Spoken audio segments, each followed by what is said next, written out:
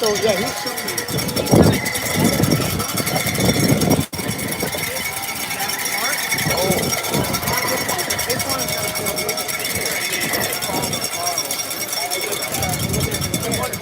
I'll figure it out.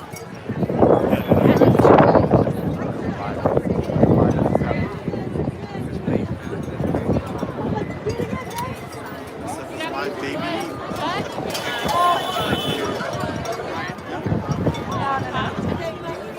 No, no, no, no, no.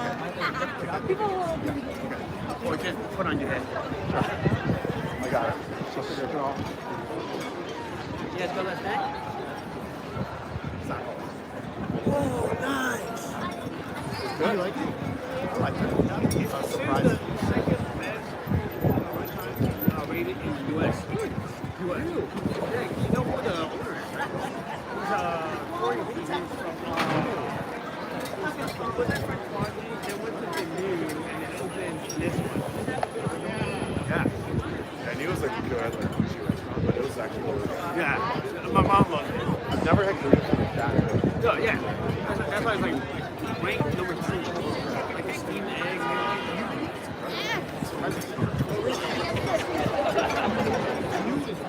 But they just got their one, I think.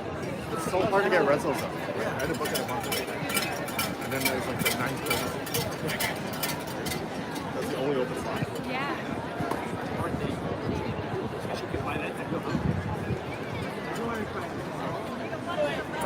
I haven't had it in a long time. One on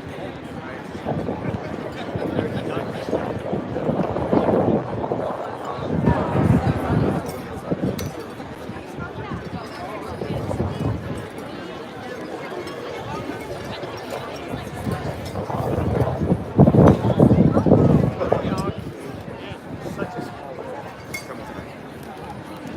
the Alex.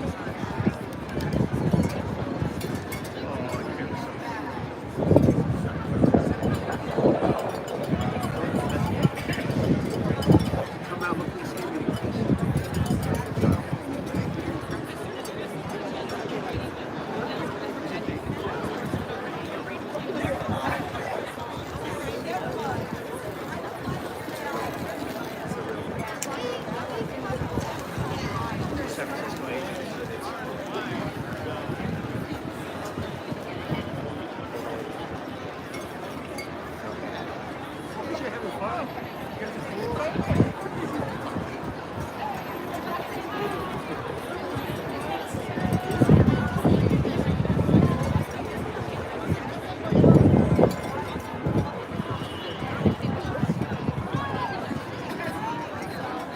Oh, we got Jason too.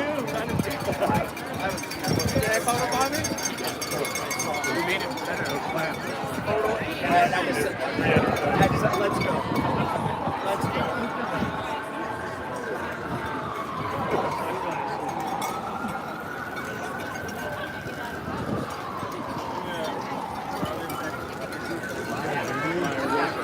Yeah, it's right to your side. Yeah.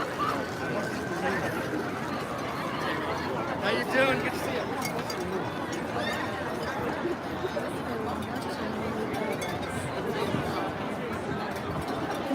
What you do a meta?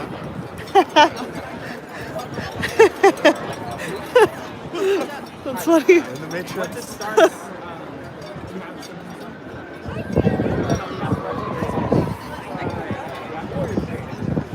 I mean, I'm just taking photos for stuff. I'm about to post something right now.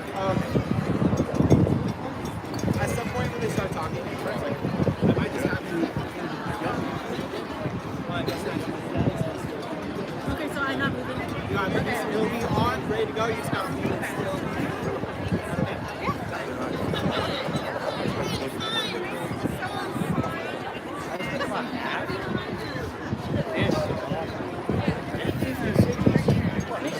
Make sure the banner doesn't fly away.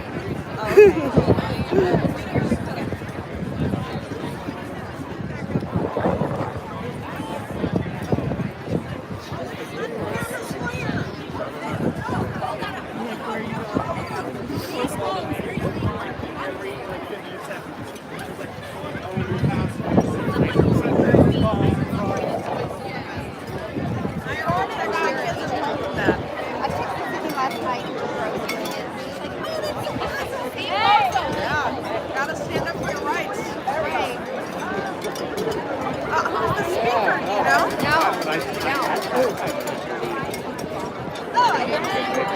Is that our IT guy?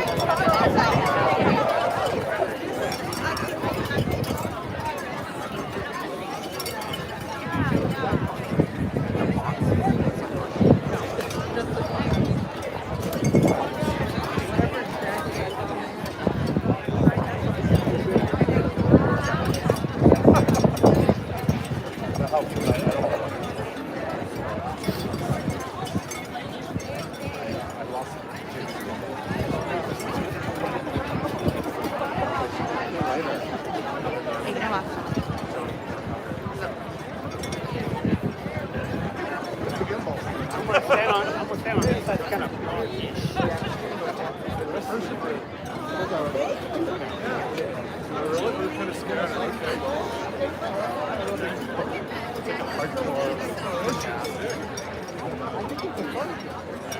Oh yeah, it's the phone.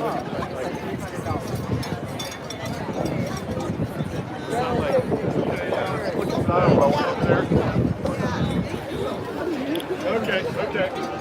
I'll go with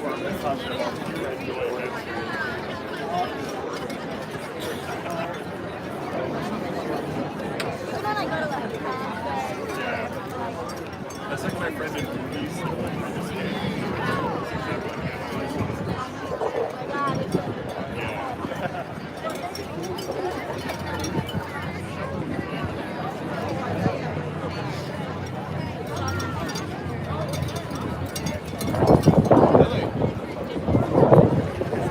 How are you? All right.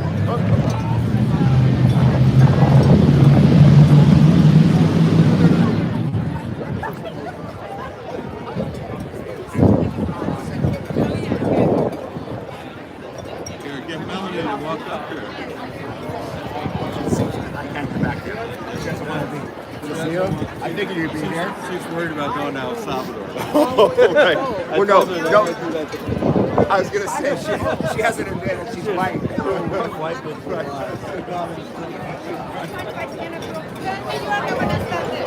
So I was just saying, the judge who ruled against Trump in Texas apparently was a Trump appointee. I'm just saying, if you want cameras, it's easier if I can stop it.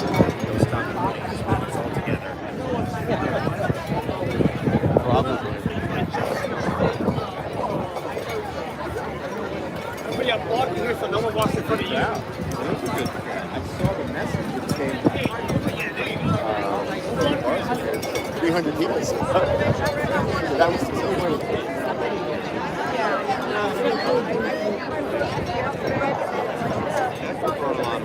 yeah, I saw that. It's good. So, I haven't seen it. I saw one person. I just came.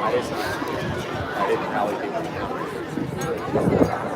Yeah, we have 3 people. Yeah. People have signs.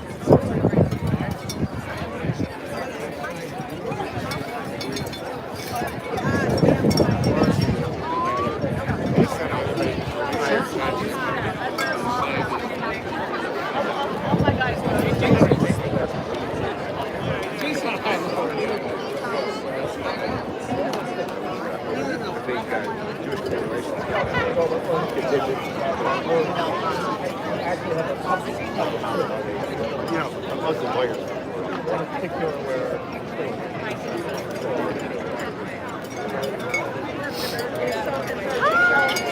Yeah, I mean, I think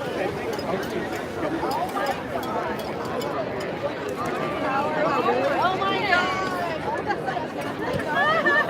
it would be judges, right?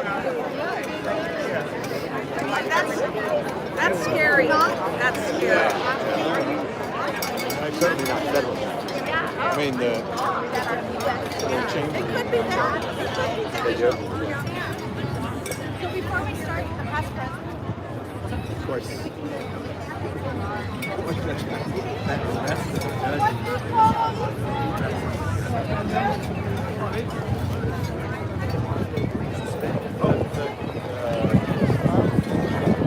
Oh, these constitutes. So why would they do that? It sounded like the charges. Nice to see you. but they may have to. They may be the requirement that someone's arrested.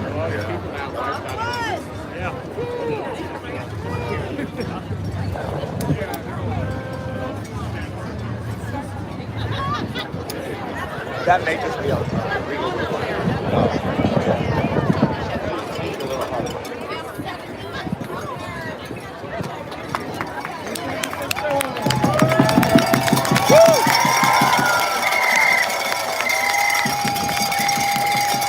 San Francisco, are you ready? To stand up for the rule of law.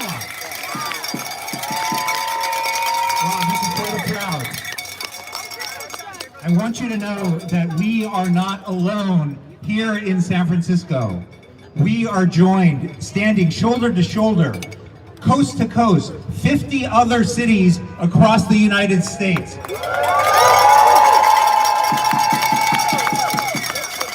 From Boston, Washington, D.C., Denver, Colorado, Indianapolis, Miami, Los Angeles, Seattle, thousands of lawyers standing here to support one principle, which is the importance of the foundation of our democracy, the rule of law. Thank you for joining us.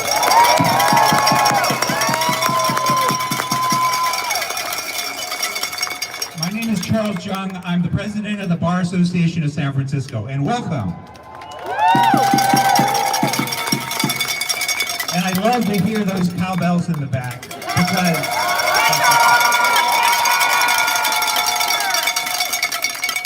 more cowbell indeed. Because we here are here to collectively sound an alarm for our system of government. And we stand here at the base of the Philip Burton Federal Building. We stand here before these walls of justice because the principles represented by those walls are under threat.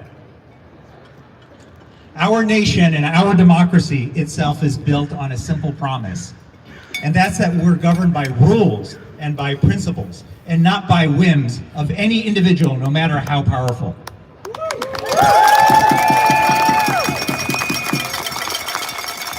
That is what makes us different. That is what makes us a nation of laws and not individuals. And all of us here, and lawyers and supporters, the lawyers here swore an oath to support the Constitution, and that means defending that principle of the rule of law.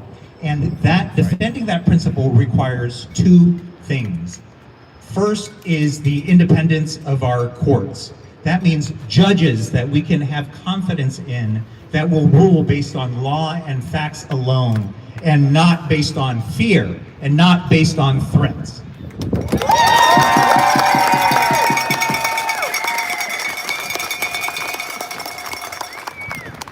That also means independent lawyers. That means the rights of us as lawyers to zealously represent our clients without fear of retaliation or reprisal.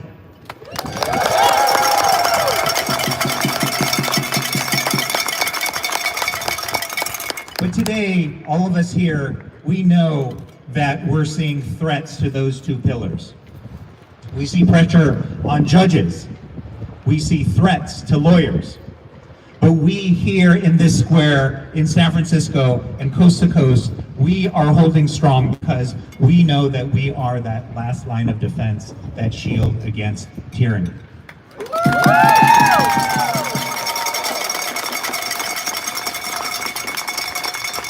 And as that shield, I say to you, we cannot compromise our principles. That's why we say here today, with one voice to those who would interfere, hands off our courts. Hands off our courts. Hands off our courts. Hands off our courts. Hands off our courts.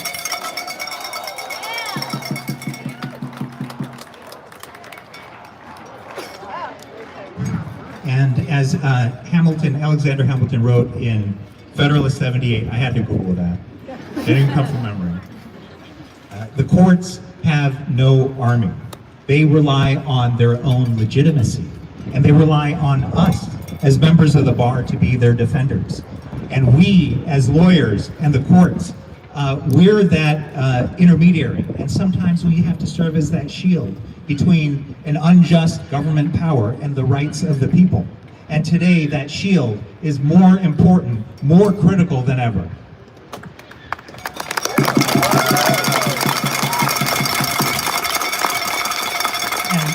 And let me just pause here and make a personal observation. Here, this is just me speaking as an individual, not representing the Bar Association of San Francisco or any other entity. But in organizing this national rally and in talking with institutions, bar leaders, civil rights organizations across the country, it wasn't just in blue states, it was in red states and purple states and all shades of this beautiful country. And one thing that I'll share is this desire to say to us as individual lawyers and also as law firms, stand up. Stand up for all of us. Do not capitulate. You cannot bend a knee. That has consequences for all of us. You need to stand up and take courage. And when you do, America will be behind you. We will be behind you.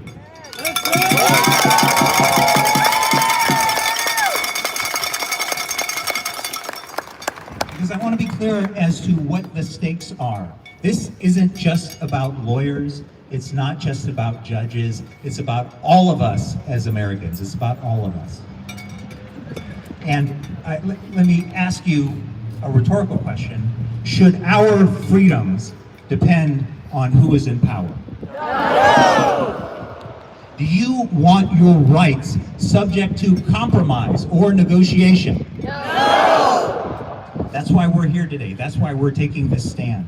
Because if we allow the independence of our courts and the independence of our profession to be compromised today, make no mistake that our rights will be subject to compromise and negotiation tomorrow. Because no freedom survives when those who defend it are silenced. And we here refuse to be silenced.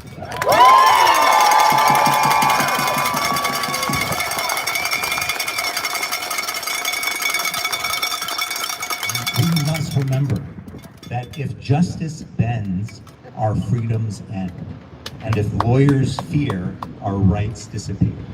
If justice bends, our freedoms end. And if lawyers fear, our rights disappear. So today we stand up, we stand strong, and we stand together. And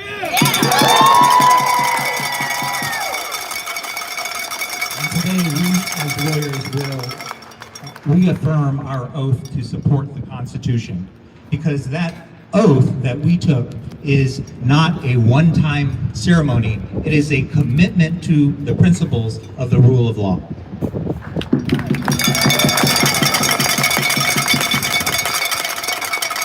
So let our presence here be unmistakable. Let our voice show resolution. And let's show them, let's show everyone that would challenge this principle that lawyers united will not be divided. Lawyers united will not be divided. Lawyers united will not be divided. Lawyers united will not be divided. Lawyers united will not be divided.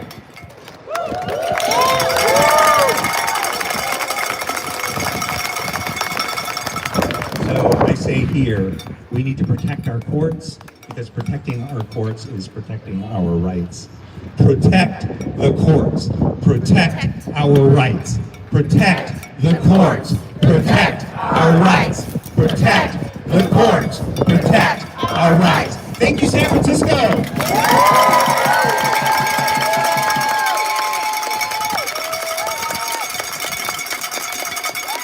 And let me just extend an invitation to each one of you here in this plaza. We're going to have two short speeches, and then Judge Linares Cordell will administer the reaffirmation of the oath to support the Constitution. After that, we're going to take a nice, peaceful, leisurely stroll down to City Hall, and I want each one of you to join us. So,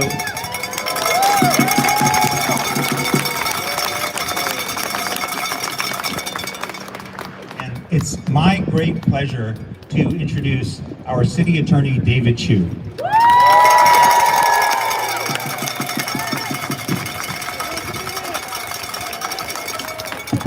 Good morning. Do we have any lawyers here? Do we have San Francisco here? Are we ready to fight? Are we ready to fight for our democracy? Are we ready to fight for the rule of law? Are we ready to fight for the Constitution? Are we going to take back our country? Are we going to take back our democracy? Are we going to take back America? Thank you for being here.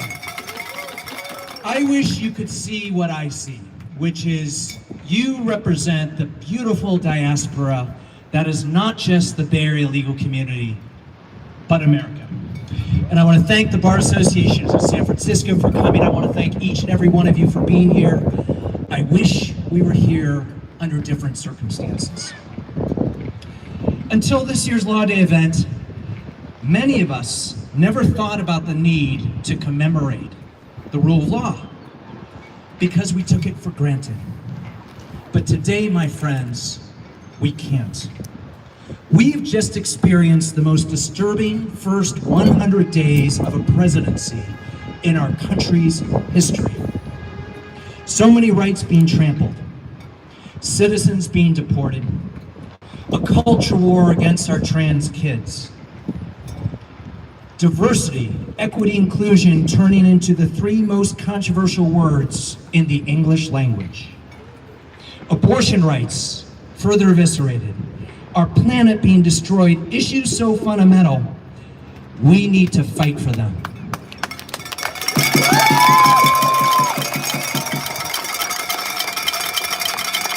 But let me be clear, Mr. Trump, we see you. We know that you are targeting our communities and targeting these issues to distract us from other things. Let's talk about what you are really doing. You are destroying our economy. Yes. You are enriching yourself and your oligarchy. Yes. And you are dismantling our government and our democracy. Yes. I recently read a terrifying book called When Democracies Die.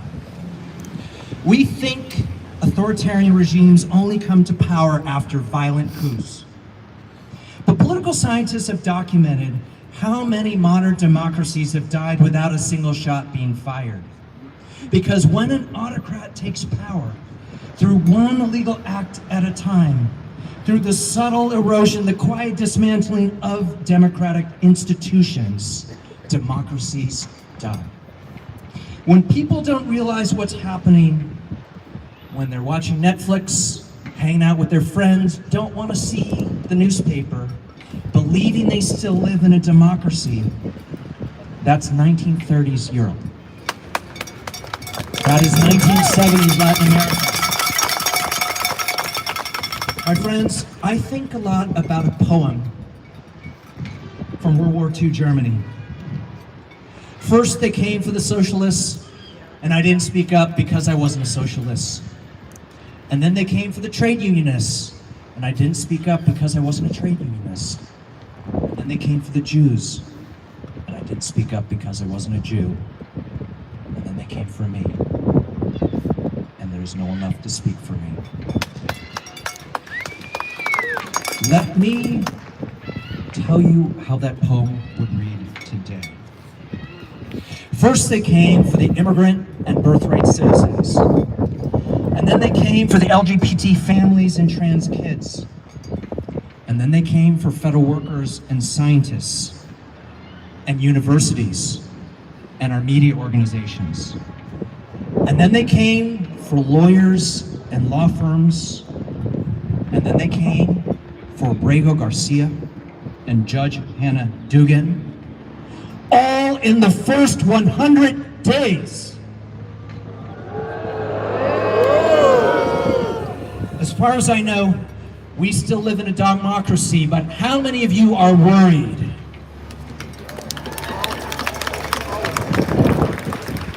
Now, Dr. King reminds us that our measure as human beings is not where we sit in times of comfort and convenience, but where we stand in times of challenge and controversy. I was thinking about what I wanted to ask you to do today. And an hour ago, I was on a call with 3 attorney generals from around the country. And we talked about 3 things: the need to build crowds, the needs of the courts, and the need for courage. Crowds. We need to organize. At a time when people feel fearful and helpless, we have to come together. Like today, like this rally, like 50 rallies around the country. We need to show no one is alone, because we are warriors, strength in numbers. We need to overcome collective action barriers, because let me tell you, it is hard for anyone alone to stand up to a bully. But we know a little thing about bullies. If you give in to a bully today, he will hit you again tomorrow. But bullies stop when we all stand up together. Am I right?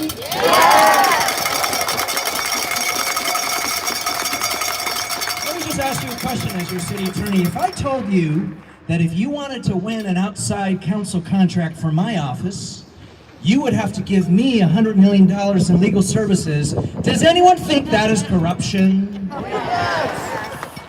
Let me ask every law firm that is represented here today, if we all lock arms, we can stand together for the rule of law.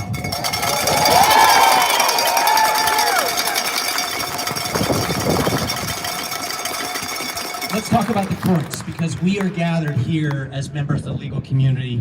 I think the most important thing everyone who is here can do is to step up as attorneys.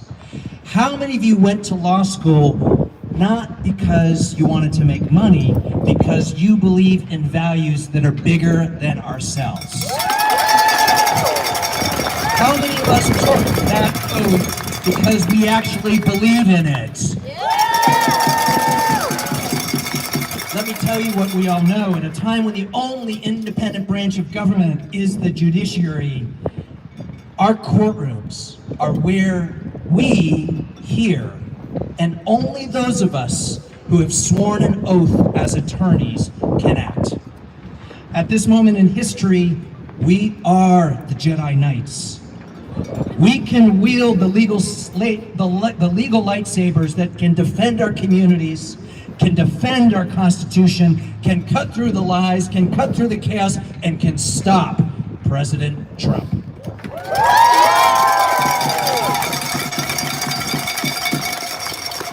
As your city attorney, I am so proud of the incredible professionals in my office.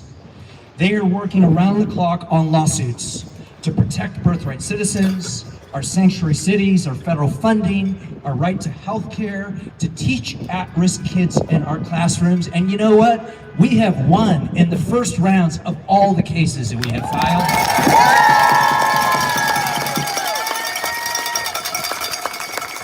As the chair of the Civil Prosecutors Coalition, which is the largest city attorney county council offices in California, we are all engaged together in that fight. But we need you. There is so much more work that needs to happen, and this gets to my last point around courage. Harvey Milk once said, I am here to recruit you. To recruit you, and you, and you, and you, to represent individuals and organizations who are being targeted, to write amicus briefs and to challenge unconstitutional federal rulemaking, to join my office and other public law offices in litigating lawsuits against the Death Star. My friends, we need to give them hope. Are we ready to give them hope? Yeah!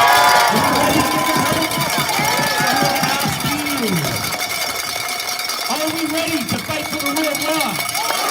Are we ready to fight for our democracy? Are we ready to do our jobs as lawyers? May the force be with you all, and Godspeed. Thank you very much.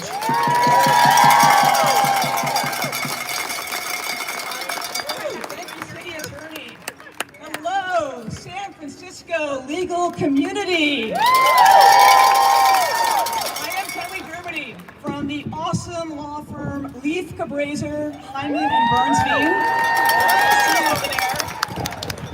Along with these great people behind me, I am a past president of the Bar Association of San Francisco, the most fabulous bar association in the entire world.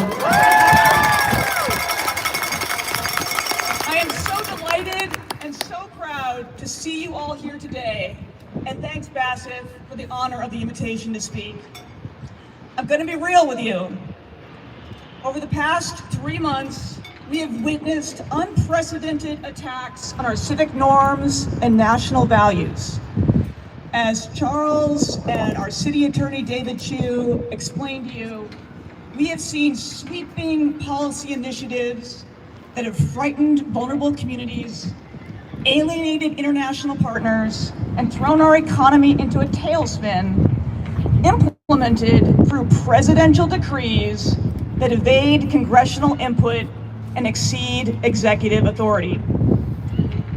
Whether you agree or not with the goals of the administration, and let me be clear, I do not agree, it's my way or the highway style of government is not rooted in our Constitution. That's right.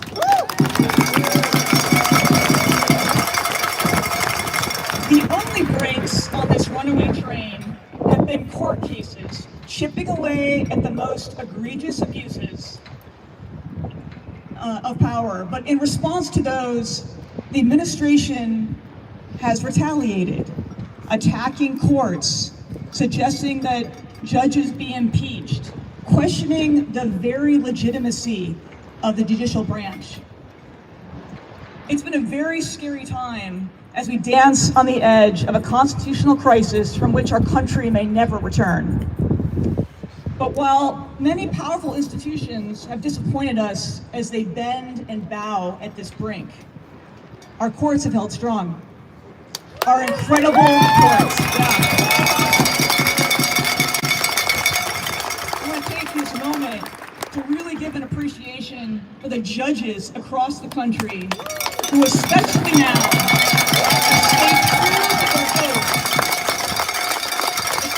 their oath of impartiality to interpret the law no matter the power or the pettiness of the parties before them. Thank you, judges. And as Charles said, hands off our courts.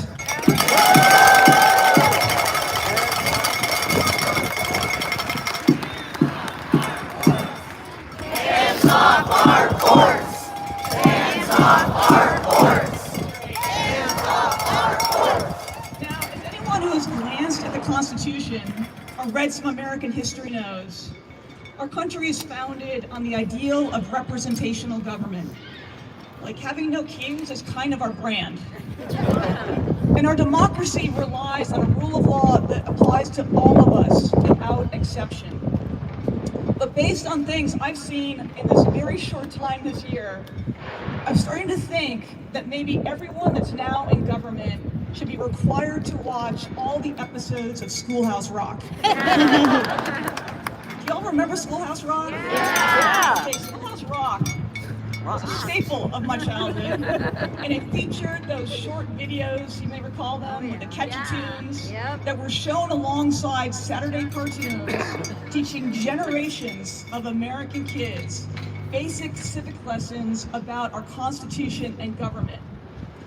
And in one circus-themed episode that I rewatched recently, Schoolhouse Rock explained the three-ringed, co-equal branches of government: executive, legislative, and yes, judicial. And as the chorus of the episode goes, no one part can be more powerful than any other is. Each controls the other, you see, and that's what we call checks and balances, etc., etc. I'm not gonna keep singing to y'all. But it's pretty straightforward, right? Like even a 6-year-old understands this concept. But no matter where or when you learned this basic principle, it's all too clear that constitutional governance sharing that is foundational to America is now under existential threat. And this is where we come in, all of us. Every lawyer takes an oath to the Constitution of the United States. That oath compels us to be here today, united across our backgrounds and political affiliations as officers of the court to stand up for the rule of law.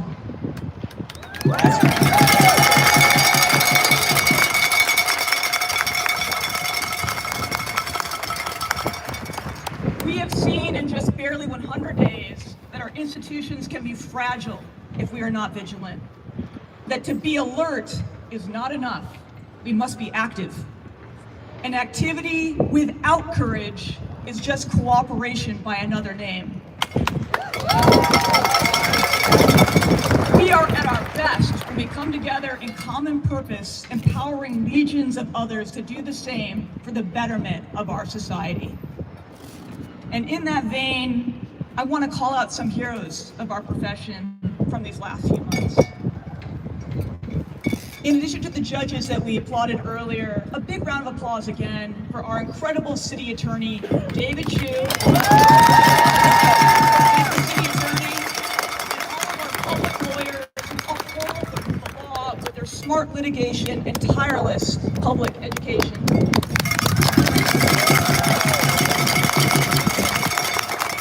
Law firms who have resisted executive orders targeting the ethical practice of law and demanding that you disavow principles of inclusive meritocracy, multiculturalism, and equity that are essential not only to the administration of justice, but to our core values as Americans. We thank you for saying no.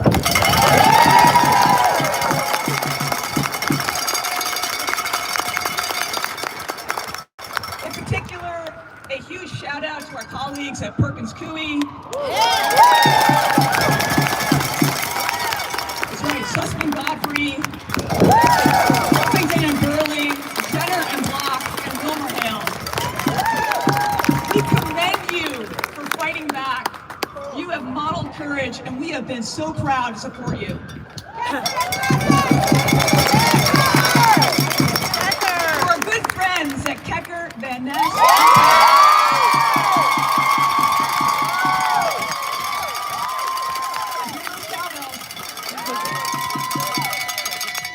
thank you for being among the first firms in the country to issue an unambiguous public statement of support for the firms targeted by the executive orders. We see you, Kecker. Thank you.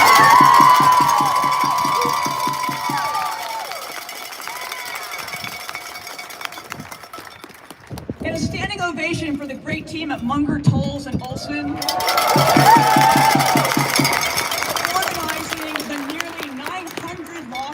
Who signed on one or both of the amicus briefs in the Perkins and Sussman cases. As an aside, I'm going to say how proud I am that my own firm and so many other plaintiffs' firms stood up for our professional siblings across the aisle. Justice has only one side, my friends.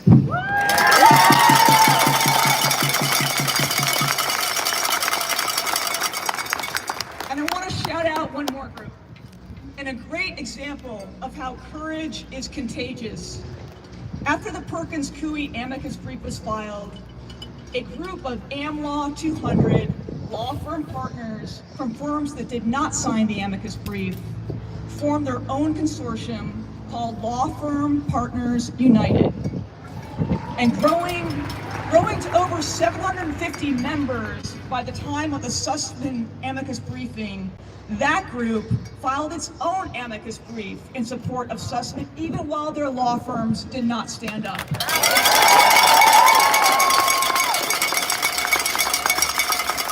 That is the type of principle, character, and courage that we desperately need, so thank you.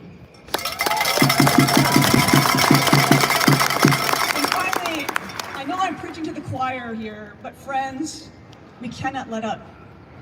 There are so many challenges right now. You've heard so many described from this stage. Please, please pick at least one fight to get involved in.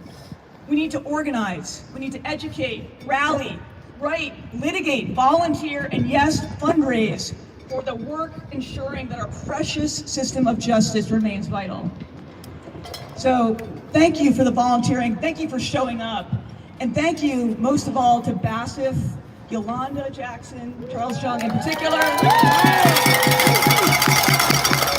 your leadership on this day and every day, and convening us and enabling us to cast our lot on the right side of history. Legal community, let's go!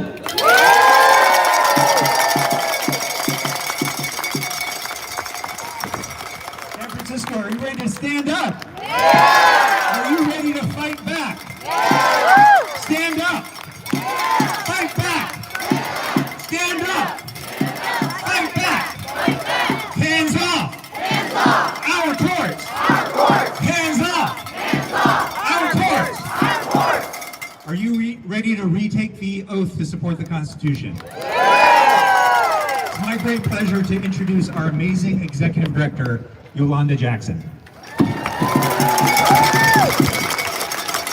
Oh, what a beautiful sight to see all of our family and legal friends. Thank you for all of your support of the Bar Association over the years. Again, I want to give a shout out to all of our amazing past presidents standing behind me. Thank you for showing up and showing out today. You all have shaped this organization into what it is, and today we are an activist organization that wants to protect our democracy. So thank you for all being a part. I thank you all for being a part of that. I want to now introduce our next speaker who will help us reaffirm our oath that many of us took 30, 40, 50 years ago. But we don't forget it. We need to be reminded sometimes. And so I'm going to welcome to the podium Judge Ladores Cordell, retired from the Santa Clara County Superior Court.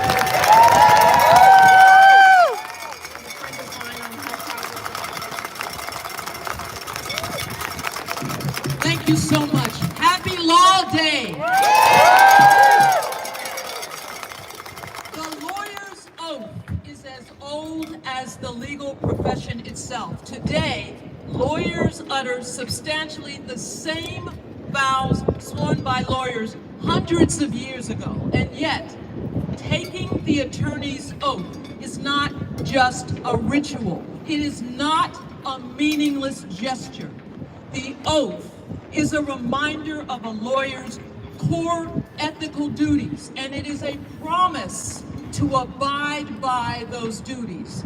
The solemnity of reciting the oath before a judge, before one's peers, before one's community, and here before the world underscores the importance of your commitment to support the Constitution, your commitment to the rule of law, and your commitment to the integrity of an independent judiciary that today is facing increasing political and personal attacks.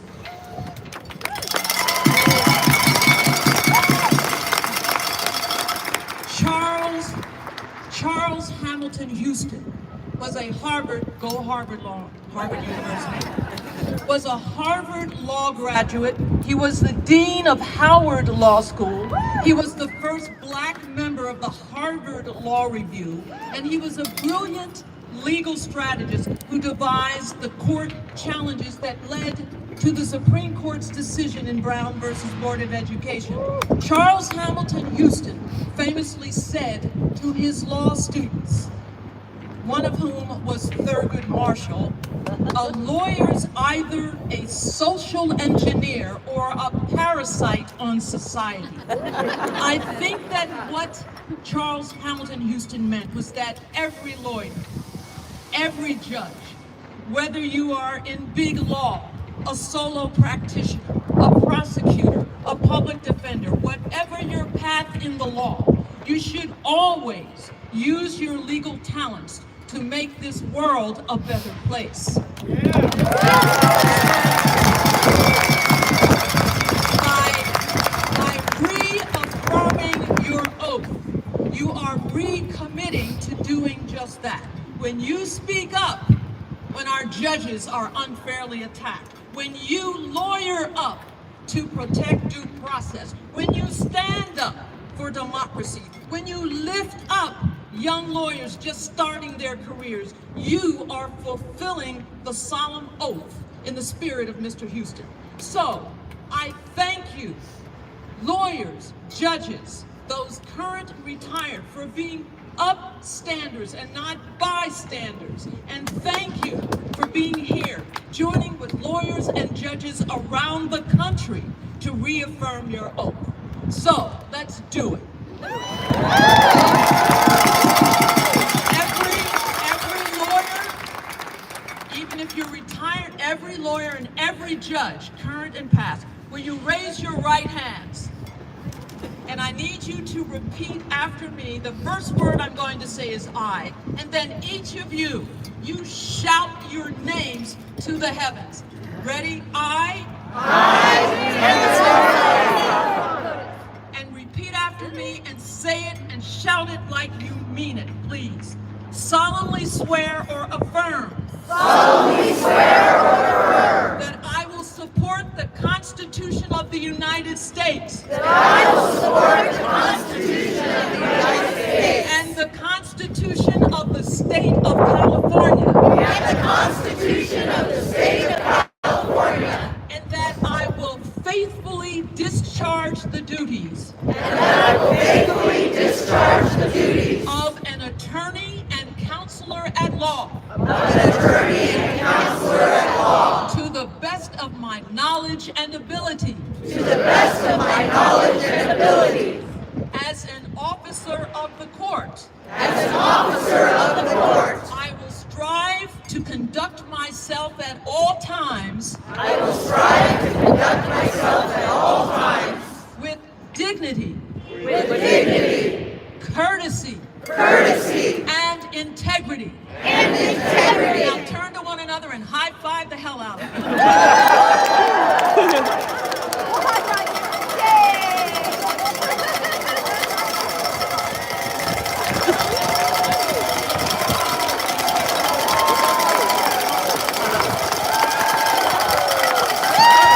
Hey y'all, San Francisco, it's still lunchtime. We're not done yet.